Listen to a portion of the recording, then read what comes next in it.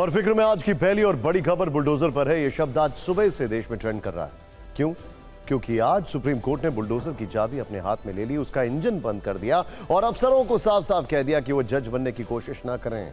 तिनका जोड़कर बनाए गए घरों को बिना नियम पालन के गिराने का दुस्साहस ना करें। ये पूरी खबर विस्तार से बताने से पहले तस्वीरों से भरी एक भूमिका भी जरूरी है। बुलडोजर के कारण पिछले कुछ समय में समाज दो हिस्सों में बंटता दिखा। बुलडोजर को भगवा और हरे रंग वाली विभाजनकारी सोच में ढालकर देखा जाने लगा। एक पक्ष ने आरोपियों के घरों पर किए गए बुलडोजर एक्शन को त्वरित न्याय का प्रतीक माना, तो दूसरे पक्ष ने इसे बदले की कार्रवाई वाले चश्मे से देखा।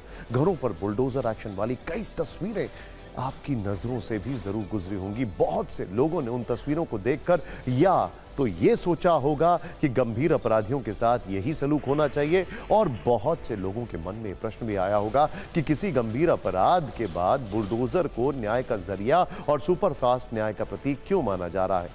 एक मशीन को न्यायाधीश के रूप में क्यों देखा जा रहा है। जाहिर तौर पर यह एक लंबी बहस थी जो एक याचिका की शक्ल में सुप्रीम कोर्ट तक भी पहुंची, और आज उसी बुलडोजर एक्शन पर सुप्रीम कोर्ट सुनवाई करते हुए कहता है बुलडोजर कार्रवाई को न्याय का नहीं अन्याय का प्रतीक माना। और इसके लिए फैसले की शुरुआत में ही कवि प्रदीप की कविता की चंद पंक्तियों को पढ़ा गया। अपना घर हो, अपना आंगन हो, इस ख्वाब में हर कोई जीता है। इंसान के दिल की यही चाहत है कि एक घर का सपना कभी ना छूटे। इन्हीं पंक्तियों को पढ़ने के बाद सुप्रीम कोर्ट ने बुलडोजर एक्शन पर कानून वाला हंटर चलाना शुरू कर दिया। यहां पर हम आपको इस हंटर के कुछ टीजर दिखा रहे हैं, फिर टीवी9 के पास मौजूद फैसले की कॉपी में लिखी बातें भी आपसे शेयर करेंगे। सुप्रीम कोर्ट ने तल्ख लहजे में कहा कि देश में कानून का राज होना चाहिए, अधिकारी खुद जज नहीं बन सकते, और कानून को ताक पर रखकर बुलडोजर एक्शन पूरी तरह से असंवैधानिक है। इन बातों को सुनकर आप इतना तो जरूर समझ गए होंगे कि सुप्रीम कोर्ट में आज जस्टिस BR गवई और जस्टिस KV विश्वनाथन की बेंच ने बुलडोजर एक्शन के विरुद्ध लक्ष्मण रेखा खींचने का मन बना लिया था। लेकिन आपको बता दें कि सुप्रीम कोर्ट में बुलडोजर कार्रवाई के खिलाफ यह याचिका जमीयत उलेमाए हिंद ने दी थी, जिसमें उसने BJP शासित राज्यों पर सवाल उठाए थे। बुलडोजर एक्शन के जरिए मुसलमानों को निशाना बनाए जाने के गंभीर आरोप लगाए थे। इसी याचिका पर सुनवाई करते हुए 17 सितंबर को सुप्रीम कोर्ट ने अगली सुनवाई तक बुलडोजर एक्शन पर रोक लगा दी थी, जिसके जवाब में केंद्र सरकार ने कहा था कि अदालत अपने फैसले से सरकार के हाथ नहीं बांध सकती, क्योंकि किसी की भी संपत्ति इसलिए नहीं गिराई जाती क्योंकि उसने अपराध किया है, बल्कि कानून के तहत आरोपी के अवैध अतिक्रमण पर एक्शन लिया गया है। अब यह देखते हैं कि आज सुप्रीम कोर्ट ने कौन सी ऐसी बातें कही जिनसे बुलडोजर एक्शन वाले उत्साह का इंजन बंद पड़ गया और हिचकियां लेने लगा। कोर्ट ने क्या कहा यह देखते हैं। बुलडोजर एक्शन पक्षपात पूर्ण नहीं हो सकता। बुलडोजर एक्शन का मनमाना रवैया बर्दाश्त नहीं होगा। आरोपी के किए की सजा घर तोड़कर पूरे परिवार को नहीं दे सकते, क्योंकि घर एक सपने की तरह होता है। किसी का घर ही उसकी अंतिम सुरक्षा होती है। यह बरसों का संघर्ष है और सम्मान की निशानी है। घर बनाना इस देश में हर एक व्यक्ति का मौलिक अधिकार है, और घर बनाना राइट टू शेल्टर के तहत आता है। उस व्यक्ति से यह अधिकार बिना ठोस वजह के नहीं छीना जा सकता है। लेकिन अगर घर गिराया ही जाता है तो अधिकारी को फिर यह भी साबित करना होगा कि उसके पास यही आखिरी रास्ता था। सोचिए जरा, आरोपी या दोषियों पर मनमानी कार्रवाई की छूट नहीं मिल सकती है। सत्ता का गलत इस्तेमाल करने वाले अधिकारी को बख्शा नहीं जाएगा। कोई भी राज्य न्यायपालिका की जगह नहीं ले सकता। कानूनी प्रक्रिया के पालन के बिना निर्माण को तोड़ा नहीं जा सकता। सुप्रीम कोर्ट ने इन बातों को कहने के बाद बुलडोजर एक्शन को लेकर अधिकारियों को कुछ दिशा निर्देश भी जारी किए। सुप्रीम कोर्ट ने कहा कि विध्वंस से पहले आदेश के खिलाफ अपील का वक्त देना होगा। रातों रात घर गिरा दिए जाने पर महिलाएं, बच्चे सड़कों पर आ जाते हैं, और यह कहीं से भी अच्छा दृश्य नहीं हो सकता। इसीलिए घर गिराने से पहले 15 दिन का नोटिस देना होगा। नोटिस को या तो घर की दीवारों पर चस्पा करना होगा, या फिर नोटिस को रजिस्टर्ड डाक के जरिए मकान मालिक को भेजना होगा। इसके अलावा 3 महीने में पोर्टल बना कर नोटिस को साझा भी करना होगा। डिजिटल पोर्टल में नोटिस और ऑर्डर की पूरी जानकारी भी होनी चाहिए। नोटिस में बताना होगा कि घर कैसे अवैध है और क्या कागज चाहिए। बिना कारण बताओ नोटिस के कोई तोड़फोड़ असंवैधानिक मानी जाएगी। नोटिस की जानकारी स्थानीय प्रशासन को भी देनी होगी और निर्माण गिराए जाने की वीडियोग्राफी करानी होगी। लेकिन इसके साथ सुप्रीम कोर्ट ने एक और बड़ी बात जोड़ दी कि सार्वजनिक भूमि पर हुए अनाधिकृत निर्माण पर यह निर्देश लागू नहीं होगा। यानी अतिक्रमण के तहत कार्रवाई की जा सकती है। अतिक्रमण हटाने के तहत सोचिए जरा, ये एक बहुत बड़ा अपने आप में इसमें एक फैक्टर है जो आने वाले समय में कैसे वे इन होगा, ये हम आपको अभी दिखाने वाले हैं। जाहिर है सुप्रीम कोर्ट ने जब बुलडोजर कार्रवाई के विरुद्ध इतनी बड़ी लकीर खींची तो देश में इस पर सियासत भी होनी थी। समाजवादी पार्टी के अध्यक्ष अखिलेश यादव ने योगी सरकार के खिलाफ कटाक्ष वाले चिरपरिचित अंदाज में एक पोस्ट लिखी, जिसमें उन्होंने कहा उसने घर का मतलब भला क्या है जाना, जिसने सियासत की गद्दी को घर है माना। यूपी कांग्रेस अध्यक्ष अजय राय ने कहा कि इस फैसले से यूपी में जंगल राज समाप्त हो जाएगा। याचिकाकर्ता के तौर पर जमीयत उलेमाए हिंद के अध्यक्ष मौलाना अरशद मदनी ने भी कहा कि सरकारों की ओर से मानवाधिकारों के उल्लंघन पर सुप्रीम कोर्ट ने सख्त टिप्पणी की है और मजबूत फैसला सुनाया है। सुप्रीम कोर्ट के फैसले पर विपक्ष के अलावा सत्ता पक्ष से यूपी सरकार की भी प्रतिक्रिया आई। इसमें कहा गया कि सुशासन की पहली शर्त होती है कानून का राज। सुप्रीम कोर्ट का फैसला स्वागत योग्य है और इस फैसले से अपराधियों के मन में कानून का भय होगा। इस मुद्दे पर ऐसी और भी राजनीतिक टिप्पणियां जो है वो ट्रेंड कर रही हैं और फिक्र की इस छोटी सी रील में आपको सारे रंग देखने को मिलेंगे।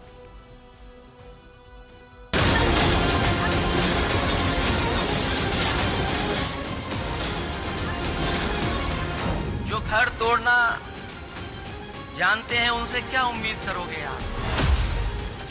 जो घर तोड़ने में सेकंड न लेते हो उनसे क्या उम्मीद करते हो? कम से कम आज के बाद उनका बुलडोजर हमेशा हमेशा के लिए खड़ा हो जाएगा गैराज में। अब किसी गरीब का घर नहीं टूटेगा। भारतीय जनता पार्टी माननीय न्यायालय के द्वारा कोई भी आदेश आता है उसका सम्मान करती है। आदेश का अध्ययन किया जाएगा, जो आदेश होगा उसका पालन होगा।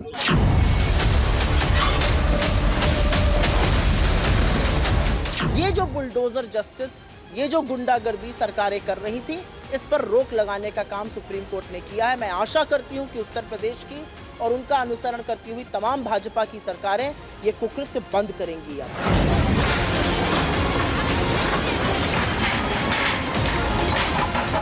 ऐसे लोगों के खिलाफ कार्रवाई भी होनी चाहिए जिन लोगों की दुनिया को लूट दिया गया है, बर्बाद कर दिया गया है। बर्बाद करने वालों से इस पैसे को वसूल किया जाना चाहिए। और सरकारी जमीन पर वो अगर मकान बनाया हुआ है तो उस सरकारी जमीन को खाली कराया जाता है। सरकार किसी की निजी संपत्ति पर कभी मकान गिराने का काम नहीं करती। देखिए, सियासत अपनी जगह है, लेकिन यहां पर एक और जरूरी बात यह है कि किसी अपराधी का घर गिराया जाना जायज नहीं है, क्योंकि किसी एक शख्स की सजा उसके पूरे परिवार को देना कभी इंसाफ नहीं कहा जा सकता है। यह समझना होगा कि बुलडोजर कोई न्यायाधीश नहीं है। किसी आरोपी या अपराधी का मकान गिराने से हो सकता है थोड़ी देर के लिए कुछ लोगों में इंस्टेंट इंसाफ की फीलिंग आ जाती हो, लेकिन सच यह है कि वो इंसाफ नहीं बल्कि बदला है, और इंसाफ और बदले में बहुत फर्क होता है। वैसे बुलडोजर एक्शन पर सुप्रीम कोर्ट के फैसले के बाद यूपी से एक नया अपडेट ये आ रहा है। ध्यान से देखिए, जौनपुर में ताइक्वांडो खिलाड़ी अनुराग यादव की हत्या के आरोपियों के घर आज प्रशासन की ओर से नोटिस चस्पा किया गया है। प्रशासन को ऐसी जानकारी मिली है कि आरोपियों ने ग्राम सभा की जमीन को कब्जा करके अपना घर बना लिया था। हत्याकांड के बाद जिला प्रशासन ने जब घर की जांच कराई तब यह खुलासा हुआ और नोटिस चस्पा किए जाने के बाद अवैध अतिक्रमण पर एक्शन होने की संभावना है। साथ में इस अवैध निर्माण को लेकर आरोपियों के विरुद्ध अर्थदंड यानी जुर्माना भी लगाया गया। बड़ी खबर फिक्र में अब बात अमेरिका में बनने वाली ट्रंप सरकार के उन 2 नियुक्तियों की जिनकी चर्चा पूरी दुनिया में हो रही है। ये ट्रंप 2.0 है और डोनाल्ड ट्रंप की कैबिनेट में ऐसे चेहरे दिखने वाले हैं जिन्होंने अमेरिकी पॉलिटिक्स पर बेहद करीब से नजर रखने वालों को भी चौंका दिया है। इसमें 2 बड़े नाम हैं। एक है टेस्ला, स्पेसएक्स और स्टारलिंक जैसी न जाने कितनी कंपनियों के मालिक और दुनिया के सबसे अमीर व्यक्ति इलॉन मस्क, और दूसरे व्यक्ति हैं भारतवंशी उद्योगपति विवेक रामास्वामी। विवेक रामास्वामी को लेकर पहले भी चर्चा थी कि वो निश्चित तौर पर कैबिनेट में आने वाले, बल्कि इससे भी बड़ा पद उनको मिलने की संभावनाएं थी, ऐसी चर्चा थी। ये सिर्फ 2 उद्योगपति नहीं है, बल्कि ये ट्रंप कैबिनेट के एक्स फैक्टर साबित होने वाले हैं। ट्रंप ने इन दोनों ने फिजूल खर्ची रोकने वाला मंत्रालय बना दिया है। इन दोनों के साथ आप सोच रहे होंगे कि आखिर इस तरह के मंत्रालय की जरूरत क्या है। दरअसल दुनिया में कई शक्तिशाली देश इस दौर में अपने उत्थान और राष्ट्रवादी श्रेष्ठता का हवाला दे रहे हैं।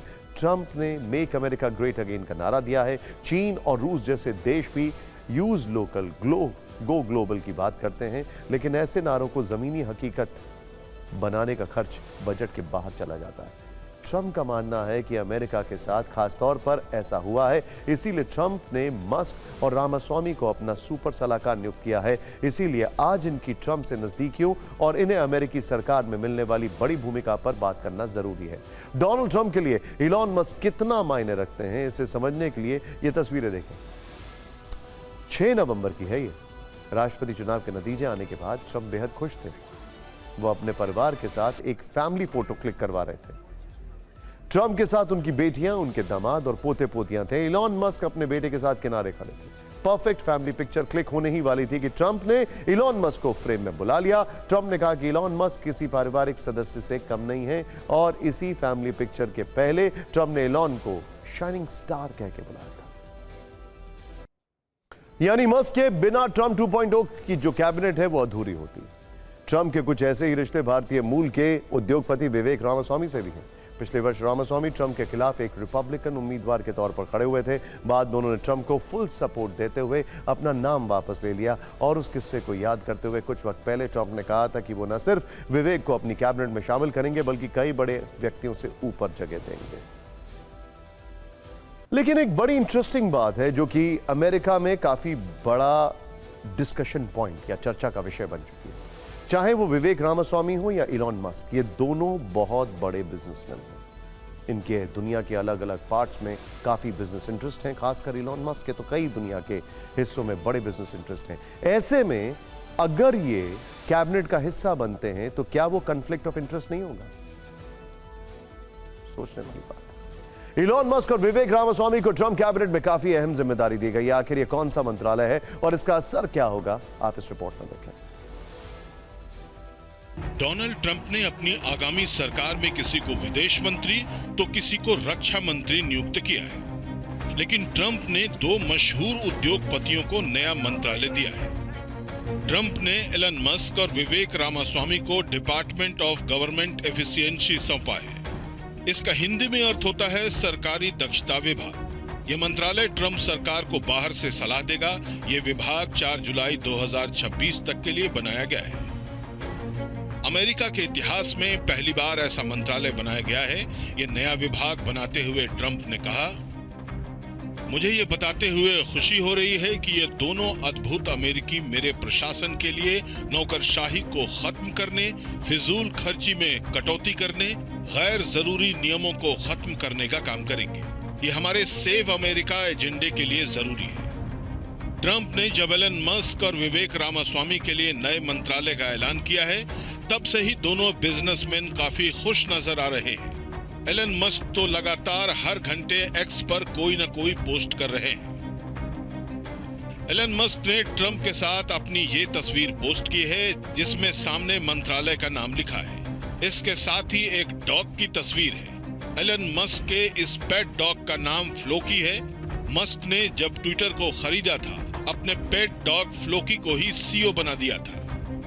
इसके अलावा उन्होंने ट्विटर में बड़े स्तर पर खर्चों में कटौती की थी और इस नई जिम्मेदारी मिलने के बाद एलन मस्क ने कहा है, हम नए विभाग के जरिए सरकारी खर्च में कम से कम $2 ट्रिलियन की कटौती कर पाएंगे।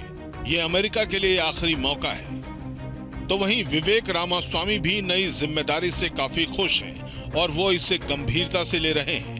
विवेक ने ट्रंप के उस ऑर्डर की कॉपी को शेयर करते हुए एक्स पर लिखा, हम नरमी से पेश नहीं आने वाले हैं। हम जल्द ही सरकारी बर्बादी और धोखाधड़ी को बंद करना शुरू कर देंगे। अमेरिका ने बड़े बदलाव के लिए वोट किया है और वो इस बदलाव के हकदार हैं। लेकिन आपके लिए समझना जरूरी है कि आखिर एलन मस्क और विवेक रामास्वामी को मिलने वाले विभाग का काम क्या होगा। डिपार्टमेंट ऑफ गवर्नमेंट एफिशिएंसी का फोकस 4 चीजों पर होगा। सरकारी नौकरशाही को खत्म करना, बेकार के खर्चों में कटौती करना, गैर जरूरी नियमों को खत्म करना, सरकारी एजेंसियों का रीस्ट्रक्चर। वैसे एलन मस्क ने सिर्फ 1.5 साल के अंदर ही अमेरिका के 168 लाख करोड़ रुपए बचाने का दावा किया है। ये बहुत बड़ी रकम है और इस लक्ष्य को पूरा करना आसान नहीं होगा। वैसे ट्रंप ने अपने मंत्रिमंडल में एक और खास व्यक्ति की नियुक्ति की है और यह बहुत चर्चा का विषय है। ध्यान से देखिए, ट्रंप ने फॉक्स न्यूज के होस्ट पीट हेग्सेथ को रक्षा मंत्री बनाने का ऐलान कर दिया है। पीट हेग्सेथ 10 वर्षों तक अमेरिकी सेना में काम कर चुके हैं। उनकी तैनाती इराक और अफगानिस्तान जैसे वॉर जोन्स वाले इलाकों में हो चुकी है। पीट हेग्सेथ साल 2014 से फॉक्स न्यूज में एंकर के तौर पर काम कर रहे हैं। ट्रंप हमेशा अपने हैरान कर देने वाले फैसलों को लेकर जाने जाते हैं और रक्षा मंत्री के तौर पर पीट हेग्सेथ की नियुक्ति ने हर किसी को हैरान कर दिया है, क्योंकि ट्रंप ने कई सीनियर रिपब्लिकन सेनेटर्स की अनदेखी करके सीधे पीट हेग्सेथ को रक्षा मंत्री बनाने का फैसला किया है। सोचिए, इनके पास डिप्लोमेटिक एक्सपीरियंस नहीं है, इंटरनेशनल एक्सपोजर भी बहुत कम है और ये ऑस्टिन के शूज में उतरने वाले हैं, और वो भी तब जब पूरी दुनिया में युद्ध के बादल छाए हुए हैं। फिक्र में अब पॉलिटिकल फाइल खोलते हैं। चुनावी राज्य महाराष्ट्र से आज बड़ा धमाका हुआ है, जिसके बाद अडानी और पवार साहिब जैसे शब्द ट्रेंड करने लगे हैं। ये वो सियासी राज हैं जिसने पूरी सियासत हिलाकर रख दी है। खबर वायरल हो गई है, हर तरफ चर्चा होने लगी है, क्योंकि अजीत पवार ने प्रचार युद्ध के बीच बम फोड़ दिया है, स्ट्रैटेजिक बम। उन्होंने दावा किया है कि 2019 में चुनाव के बाद बीजेपी एनसीपी की बैठक में गौतम अडानी मौजूद थे। इस मीटिंग में पवार साहब भी शामिल हुए थे। पवार साहब यानी उनके चाचा शरद पवार। तो क्या अजीत पवार ने बारामती का किला बचाने के लिए साहब के खिलाफ यह आखिरी दांव खेला है? यह किस तरह की मीटिंग थी, इसे समझेंगे। दूसरे हिस्से में हम आपको बताने वाले हैं कि वोटिंग के करीब आते ही आरएसएस, बीजेपी और कांग्रेस में कैसे घर घर पहुंचने की रेस लगी है। शुरुआत अजीत पवार के खुलासों वाली फाइल से करते हैं। बारामती से 8वीं बार चुनाव लड़ रहे अजीत पवार इस बार किला बचाने के साथ शरद पवार के दांव पेच से भी जूझ रहे हैं। एक तरह से अपनी सीट पर उनकी टक्कर भतीजे युगेंद्र से नहीं बल्कि पवार साहब से है। इसी मुकाबले के बीच उन्होंने यह खलबली मचाने वाला विस्फोटक इंटरव्यू दिया है और उन्होंने कहा कि दिल्ली में एक व्यापारी के घर पर बैठक हुई। अमित शाह और गौतम अडानी वहां पर थे, प्रफुल्ल पटेल और देवेंद्र फडणवीस भी थे, पवार साहब भी थे, मैं था, सब कुछ तय हो गया था। आगे उन्होंने कहा कि इसका दोष मुझ पर पड़ा और मैंने दोष स्वीकार कर दूसरों को सुरक्षित कर दिया। अजीत पवार के मुताबिक ये बैठक देवेंद्र फडणवीस के साथ शपथ ग्रहण से पहले हुई थी। दरअसल 2019 में सरकार बनाने का संकट आया था। सीएम पद पर उद्धव ठाकरे ने दांव ठोक दिया था, लेकिन बीजेपी ये कुर्सी शायद नहीं देना चाहती थी। ऐसे में नए दलों के साथ सरकार बनाने की संभावनाएं तलाशी जा रही थी। उसी कड़ी में इस बैठक का जिक्र आ रहा है। उस वक्त एनसीपी का बंटवारा नहीं हुआ था। अब अजीत पवार ये कह रहे हैं कि महाराष्ट्र में जब 2019 में उन्होंने फडणवीस के साथ सुबह शपथ ली थी तो उस सियासी खेल के असली खिलाड़ी शरद पवार। सोचिए, लेकिन बदनाम वो हो गए। आपको बता दें, उस वक्त बीजेपी एनसीपी का सियासी मिलन 80 घंटे ही टिक पाया था। बाद में अंतरात्मा की आवाज पर अजीत पवार लौट आए, लेकिन पिछले साल फिर उनका मन बदल गया और पार्टी तोड़कर वो बीजेपी के लिए सामने आ गए। ये जो कह रहे हैं, अब ऐसा पूछा जा रहा है कि अगर वो सच है तो ऐसा संभव है कि पॉलिटिकल पार्टीज को इस बारे में नहीं पता, और अगर उनको ये बात पता है तो वोटर के मन में इससे क्या परसेप्शन चेंज होने वाला है। तब की बात थी और अब कुछ और है। सोचने वाली बात है, ऐसे सवाल पूछे जा रहे हैं। खैर, आपने इंटरव्यू सुना। इस इंटरव्यू में अजीत पवार से जब यह पूछा गया कि उनके चाचा शरद पवार ने हिचकिचाहट क्यों दिखाई और बीजेपी के साथ वो क्यों नहीं गए, तो उन्होंने कहा कि शरद पवार ऐसे व्यक्ति हैं जिनके मन की बात का अनुमान दुनिया में कोई नहीं लगा सकता, यहां तक कि हमारी आंटी या हमारी सुप्रिया भी नहीं। वैसे शरद पवार हमेशा इस बात से इनकार करते रहे कि उन्होंने 2019 में सरकार को लेकर बीजेपी से बात की थी। देवेंद्र फडणवीस ने पिछले साल आरोप लगाया था कि शरद पवार ने 2017 से 2019 के बीच बीजेपी के साथ कई बार मीटिंग की थी। आज उनके भतीजे अजीत पवार यही बात कर रहे हैं। ऊपर से गौतम अडानी वाला एंगल भी दे दिया है।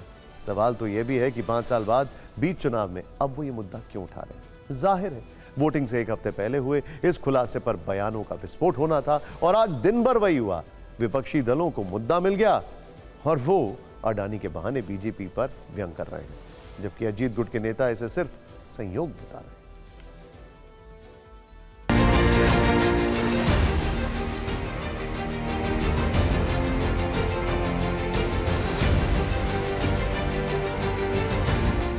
गौतम अडानी, फडणवीस, अमित शाह, अजित पवार, प्रफुल्ल पटेल, ये मीटिंग बार बार होती रही और महाराष्ट्र की सरकार गिराने में गौतम अडानी का हाथ रहा। उसका मतलब, गौतम अडानी का मतलब है नरेंद्र मोदी, फडणवीस और अमित शाह का हाथ रहा। आईएनएस के मालिक वही गौतम अडानी है जो सरकार गिराने वाली मीटिंग में शामिल थे। और दूसरी बड़ी बात, ये वही गौतम अडानी है जिनको लाखों करोड़ों रुपए की मुंबई की जमीन कौड़ियों के दाम पर फडणवीस और शिंदे की बीजेपी सरकार ने दी है। दामन साफ दिखाने के लिए ये इस तरह का आरोप लगा रहे हैं, जो मुझे कहीं ना कहीं बेबुनियाद आरोप है। मैं कौन क्या डिस्कस किया, किस विषय पे डिस्कशन हुई, अब उसके ऊपर आप इम्प्यूट कर रहे हैं कि उसमें इस विषय की चर्चा हुई।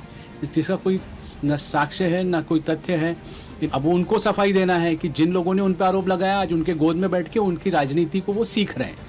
ये आरएसएस की ये खेल है और अजीत पवार कहीं ना कहीं अब उस खेल को के ट्रेनिंग में है। कहने के लिए आप कुछ भी कह दो, पर इसके लिए आपके पास कोई सबूत भी होना चाहिए। उस एक एडवाइस अलग है, उस सरकार में हस्तक्षेप होना एक अलग चीज़ है। अच्छा। तो मैं ये बिल्कुल इसको स्पष्ट करना चाहता हूँ कि किसी भी प्रकार का हस्तक्षेप महाराष्ट्र में महायुति की सरकार में कभी भी आदरणीय गौतम अडानी साहब का नहीं है। वैसे अजीत पवार ने शरद पवार का नाम लेकर महाविकास अघाड़ी को बैकफुट पर लाने वाला सियासी प्रयोग तो कर ही दिया है। अब आगे आपको महाराष्ट्र की चुनावी टक्कर के बीच दो नाम सबसे ज्यादा ट्रेंड करते हुए दिखेंगे। एक नाम है शरद पवार और दूसरा है गौतम अडानी। इन नामों के इर्द गिर्द घूमती सियासत की सुई किसे चुभेगी, ये हम देखेंगे और TV9 भारतवर्ष पर रिपोर्ट भी करेंगे। महाराष्ट्र में जैसे जैसे वोटिंग की तारीख नजदीक आ रही है, वैसे वैसे महायुति और महाविकास अघाड़ी का प्रचार आक्रामक होता जा रहा है। कल हमने आपको बीजेपी आरएसएस का हिंदू वोटरों को एकजुट और आगाह करने वाला सजग रहो कार्यक्रम के बारे में बताया था। आज आपको कांग्रेस के आखिरी वक्त वाली प्लानिंग समझाते हैं। हमारे संवाददाता कुमार विक्रांत की जानकारी के मुताबिक अगले 5 दिन में पार्टी ने राहुल गांधी, प्रियंका गांधी और मल्लिकार्जुन खड़गे समेत तमाम दिग्गज नेताओं की 75 रैलियां और रोड शो करवाने की रणनीति बनाई है, यानी कि कारपेट बॉम्बिंग होगी। राहुल गांधी की 6 सभाएं मराठवाड़ा, पश्चिम महाराष्ट्र और उत्तरी महाराष्ट्र में होंगी, तो प्रियंका की 4 सभाएं तय हैं, जबकि खड़गे 10 रैलियों को संबोधित करेंगे। मुस्लिम बहुल इलाके समेत कई क्षेत्रों में इमरान प्रतापगढ़ी की 20 से ज्यादा सभाएं तय हैं। इनके अलावा सचिन पायलट, तेलंगाना के सीएम रेवंत रेड्डी और कर्नाटक के सीएम सिद्धरामैया भी प्रचार में उतरेंगे। मुंबई में आखिरी वक्त में राहुल या प्रियंका का एक बड़ा रोड शो भी प्रस्तावित है, जिसके रोड मैप को फाइनल किया जा रहा है। और प्रचार के आखिरी दिन यानी 17 नवंबर को मुंबई में कांग्रेस, उद्धव और शरद पवार गुट के टॉप नेताओं की एक संयुक्त सभा के कार्यक्रम को भी अंतिम रूप दिया जा रहा है। रैलियों और रोड शो के साथ ही कांग्रेस ने महाविकास अघाड़ी की 5 गारंटियों वाला कार्ड भी 5 करोड़ लोगों तक ले जाने का लक्ष्य रखा है। खास तौर पर कर्ज माफी और महिलाओं की 3000 की मदद वाली गारंटी को समझाया जाएगा। इसके लिए डोर टू डोर अभियान चलाया जाएगा। वैसे तो महाराष्ट्र में 20 नवंबर को मतदान है, लेकिन आज झारखंड में पहले चरण के लिए वोट डाले गए, जबकि बाकी सीटों पर प्रचार चलता रहा। प्रधानमंत्री मोदी आज झारखंड में गरज रहे थे, तो महाराष्ट्र में भी बीजेपी की रैलियां हुई, दूसरे दलों के नेता भी सभा करते रहे, तीखे बयानों के तीर भी चले। जल्दी से एक रील की मदद से आपको अपडेट कर देते हैं कि आज किसने क्या क्या कहा।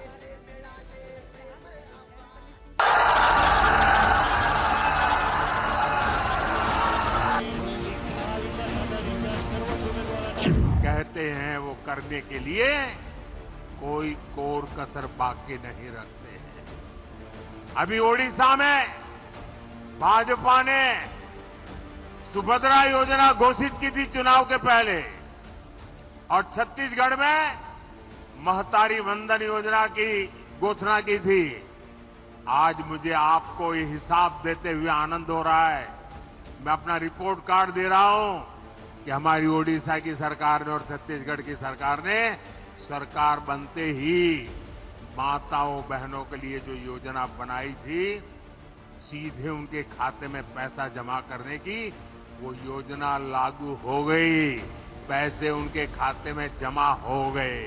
वो हुकूमत में आने से पहले बोले मैं हर एक के जेब में 15-15 लाख डालूंगा। डाल दिए वो 15 लाख मिले आपको। जो लोग आते हैं, झूठ बोलते हैं, लोगों को फंसाते हैं और हुकूमत में आते हैं, हुकूमत में आने के बाद जनता को भूल जाती है। ये है मोदी का। भाइयों बहनों, महायुति का मतलब ही है विकास और अघाड़ी का मतलब है विनाश। आपको तय करना है विकास करने वालों को लाना है या विनाश करने वालों। और फिक्र में अब एक ऐसी खबर जिसने हमें हैरान कर दिया। हमारे कई दर्शक हाई राइज इमारतों में रहते होंगे। उन्होंने अपने छोटे से आशियाने की एक बालकनी में अलग अलग किस्म के फूलों का गार्डन सजाया है। सर्दी आ रही है तो कई सारे फूल अब खिलेंगे। किसी ने छोटी सी जगह पर मनपसंद सब्जियां भी उगाई होंगी। लेकिन क्या आप ऐसा सोच सकते हैं कि जिस सोसाइटी में आप रह रहे हो उसके किसी फ्लैट में बड़े पैमाने पर गांजे की खेती हो रही हो? गमलों में गांजा उगाकर उसे बाजार में सप्लाई किया जा रहा हो और किसी ने 1400 स्क्वायर फीट के एक छोटे से फ्लैट को ही गांजा गार्डन बना दिया हो। ग्रेटर नोएडा की एक सोसाइटी का यह मामला सुनकर आप सभी चकित रह जाएंगे। यह रिपोर्ट देखें।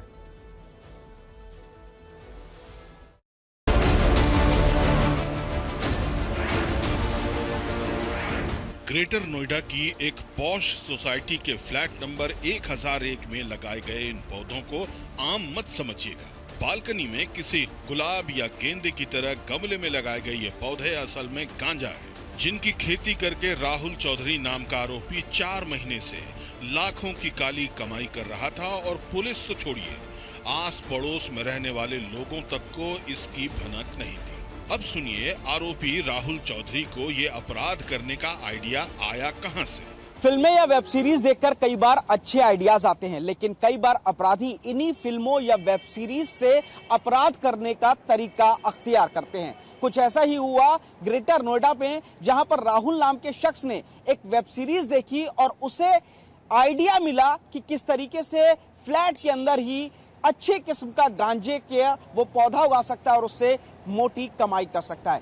TV9 भारतवर्ष को जानकारी मिली है कि आरोपी राहुल चौधरी ने गांजे के बीज कैलिफोर्निया से एक वेबसाइट के जरिए मंगाए थे। अमेरिका से बीज मंगाने के बाद उसने अपने फ्लैट में 50 से ज्यादा गमलों में प्रीमियम गांजा उगाया था। डार्क वेब के जरिए 20 पौधों की सप्लाई करके 12 लाख रुपए की अवैध कमाई भी कर ली थी। उसके पास 48 लाख रुपए के 80 गांजे के पौधे सप्लाई करने का नया ऑर्डर भी था। वो एक इंडोर कल्टीवेशन ओजी प्लांट का अपने ही फ्लैट में कर रहा था। ओजी जो प्लांट होता है उससे वीड एक्सट्रैक्ट किया जाता है। इस तरह के 80 गमले उसके पास है जो बरामद हुए हैं और उसको बनाने के लिए जो इंसेक्टिसाइड, पेस्टिसाइड्स है और कुछ हाइड्रोपोनिक्स के भी प्रिंसिपल्स का वो वहाँ पे यूज़ कर रहा था। उसने पूरा एक सेटअप इंडोर फार्मिंग का अपने ही फ्लैट में किया हुआ था। नारकोटिक्स की टीम को इसी बीच एक सोसाइटी के इस फ्लैट में गांजे की अवैध खेती की खबर मिली। स्थानीय पुलिस के साथ नारकोटिक्स टीम ने फ्लैट पर छापा मारा तो चौंकाने वाली ये सच्चाई दुनिया के सामने आई। Puneet Sharma, TV9 Bharatvarsh, Greater Noida. Flat में गांजे की खेती करने वाले आरोपी राहुल चौधरी को गिरफ्तार करने के बाद पुलिस ने गांजे की कमाई का पूरा गणित भी बताया है, जिसे हम आपको फिक्र की डेटा फाइल के जरिए समझाते हैं। गांजे का एक पौधा तैयार करने में करीब 6 से 7 हजार रुपए का खर्च आता था और एक पौधे से करीब 30 से 40 ग्राम ओजी यानी प्रीमियम गांजा निकलता था। बाजार में इसकी कीमत 60 हजार रुपए से 80 हजार रुपए के बीच होती है। यानी आरोपी गांजे का एक पौधा 7 हजार रुपए में तैयार कर रहा था और उसे 80 हजार में बेचकर मोटी कमाई कर रहा था। लेकिन उसकी कमाई का यह खेल ज्यादा दिन नहीं चल सका। फिक्र में अब आपकी सेहत की चिंता जरूरी है। अगर आप दिल्ली एनसीआर में रहते हैं तो आज सुबह आपने भी अपने घर के आसपास कुछ ऐसा ही आसमानी दृश्य देखा होगा, जहां सब कुछ धुंध में सिमटा हुआ था। कुछ लोगों ने इसे सीजन का पहला फॉग समझा तो किसी ने कहा कि यह फॉग नहीं, स्मॉग है, यानी प्रदूषण का आपातकाल। वैसे आप अपनी टीवी स्क्रीन पर अब जो भी तस्वीरें देख रहे हैं ये असल में एम्स दिल्ली के ऊपर से लिया गया ड्रोन शॉट है, जिसमें दिल्ली के प्रदूषण की भयानक स्थिति को समझा जा सकता है और यह भी समझा जा सकता है कि आज सुबह लोगों ने इस साल जनवरी के बाद पहली बार इतना भीषण प्रदूषण चला। मैं आपकी जानकारी के लिए एक चीज बता दूं, अभी हम नोएडा के अपने स्टूडियो से आपके सामने खबरें लेकर आ रहे हैं और इस वक्त एयर क्वालिटी इंडेक्स नोएडा में 400 के पार, 400 के पार। दिल्ली में लगे 36 पॉइंट में से 30 ने बताया कि गंभीर स्थिति है, यानी एयर क्वालिटी इंडेक्स 350 के पार है। जबकि और जगहों पर इस वर्ष पहली बार दिल्ली में AQI लेवल 400 के पार रिकॉर्ड किया गया। वैसे यही प्रदूषण इन दिनों दिल्ली NCR में रहने वाले परिवारों का सबसे बड़ा दुख भी है, जिसमें लोग जहरीली हवा में सांस लेने को मजबूर हैं और अब यह प्रदूषण उन्हें बहुत बीमार भी बनाता जा रहा है। दिल्ली NCR में लोग प्रदूषण के आगे किस तरह बेबस हैं, ये जानने के लिए लोकल सर्कल्स ने एक सर्वे किया, जिसमें कई परेशान करने वाले फैक्ट्स आए हैं। एक बड़ी जानकारी तो यह है कि दिल्ली NCR में हर 10 में से 4 परिवार इस प्रदूषण के कारण डॉक्टर के पास जा रहे हैं, अस्पतालों के चक्कर लगा रहे हैं और भर भर कर दवाइयां खा रहे हैं। इस सर्वे में जब लोगों से सवाल पूछा गया कि उन्होंने प्रदूषण से किस तरीके से दिक्कतें हो रही हैं, तो इसके जवाब में 41% लोगों ने माना कि उनके परिवार में एक या उससे ज्यादा लोगों को डॉक्टर के पास या अस्पताल जाने की जरूरत नहीं है। 9% लोगों ने बताया कि उनके परिवार में एक या ज्यादा लोगों ने अपने स्वास्थ्य को लेकर डॉक्टर से ऑनलाइन सलाह ली है, जबकि 25% लोगों ने कहा कि प्रदूषण से समस्या हो रही है और अब उन्हें डॉक्टर के पास जाने की जरूरत महसूस होने लगी। 21,000 लोगों ने इस सर्वे में हिस्सा लिया था।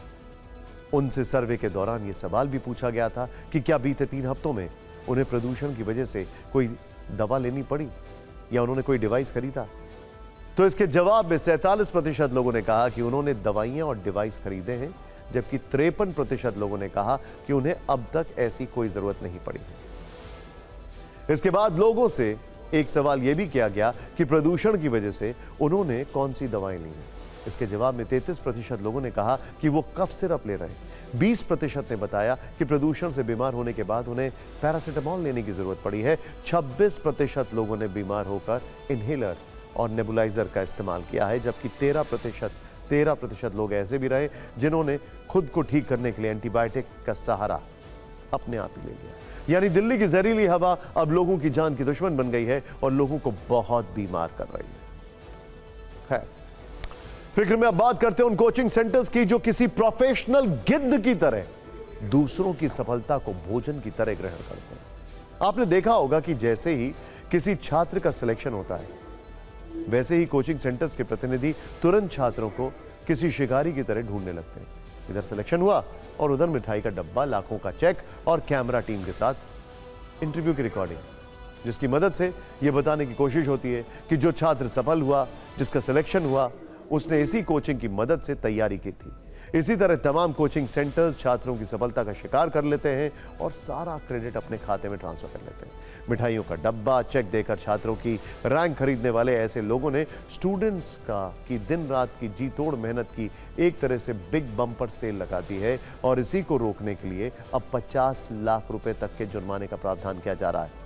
सरकार ने ऐसे ही गुमराह करने वाले कोचिंग सेंटर्स के खिलाफ नई गाइडलाइंस जारी कर दी है। कोचिंग सेंटर्स के गुमराह करने वाले विज्ञापनों पर अब सरकारी हंटर चलेगा। विज्ञापन देते वक्त अब कोचिंग सेंटर्स को पारदर्शिता रखनी होगी। किसी छात्र का फोटो देने से पहले उसकी लिखित मंजूरी जरूरी होगी। कोचिंग सेंटर्स को सिलेक्शन के बाद अनिवार्य तौर पर क्रेडिट से मंजूरी लेनी होगी। कोचिंग सेंटर्स को अपना विज्ञापन में डिस्क्लेमर को बड़ा रखना होगा।